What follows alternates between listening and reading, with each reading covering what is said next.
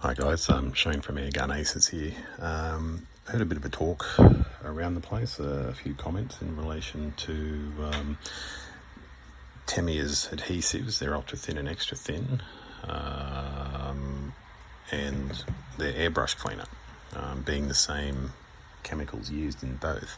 So there had been some comment about being able to use the airbrush cleaner as an adhesive. The advantage being obviously they're the same constituents, so they react the same, but the advantage being obviously that you get 250 mils compared to 40 mils. In Australia, the little tub of extra thin can run anywhere between $8 and $11, I think is the most expensive I've seen it. The airbrush cleaner anywhere between $10.50 to, I think I've seen it around $14.50, the dearest. And that's in Australia. So so 250 mils compared to 40 mils, obviously there's more bang for your buck for, roughly the same price. Does it work? That's the big question, and I thought I'd give it a test to see if it does. These are two little things I've done earlier. So I have used the airbrush cleaner to affix these missiles to the pylons, but for a demo, just to prove it,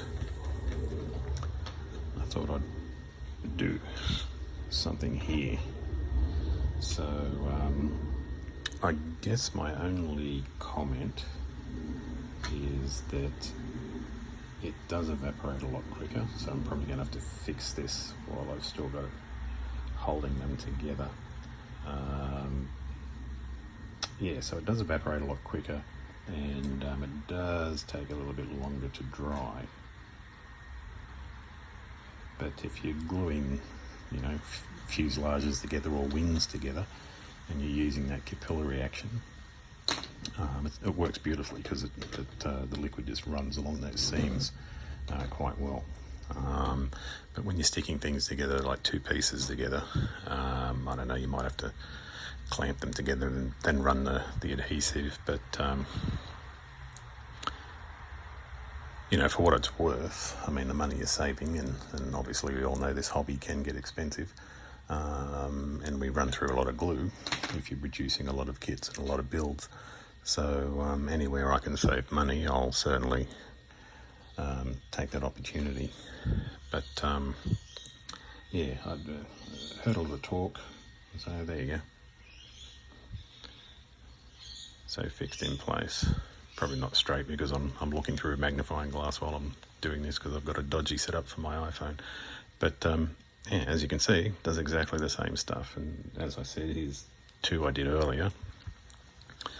And that's stuck on there pretty good. That's not coming off.